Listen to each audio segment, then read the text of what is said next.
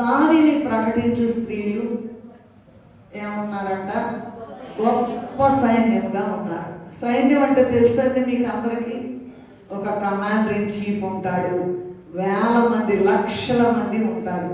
ఆయన ఏం చెప్తే అది చేస్తారు వాళ్ళు. సైన్యం కమాండర్ ఇన్ చీఫ్ అంటారు. సైన్యములకు అధిపతి యెహోవా ఈ మాట సెలవిచ్చుచున్నాడు అని. కనుక దానిని అంటే దేన్నండి చెప్తారా ఎవరన్నా? ప్రభు మాటని, ప్రభు మహిమను, ప్రభు గొప్పతనాన్ని, ప్రభు యొక్క రక్షణ, ప్రభు ఇచ్చిన రక్షణని, ప్రభు యొక్క చిత్తాన్ని, ప్రభువుని స్తుతించడాన్ని, ప్రభు చేసిన మేళ్లను, ప్రభువు చూపిన ప్రేమను, ప్రభువు రానున్న ఉన్నటువంటి రెండవ రాకడ విషయాలన్నింటినీ కూడా ఒక్కళ్ళ ఇద్దరుగా కాదంట. ఎలా ప్రకటించాలంటమ్మా? మళ్ళీ చెప్పండి, మళ్ళీ చెప్పండి.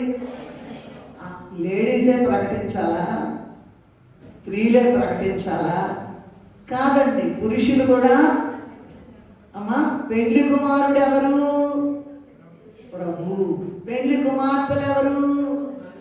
చాలా మంది పెళ్లి కుమార్తెలు ఉన్నారు. ఈ ప్రకటనగా ఇవి రాసినటువంటి బైబిల్ గ్రంథంలో రాసినటువంటి వాళ్ళందరూ కూడా, భక్తులందరూ కూడా, వాళ్ళంతా కూడా పెళ్లి కుమార్తె వరుసలో తయారై వెళ్ళిన వాళ్ళు.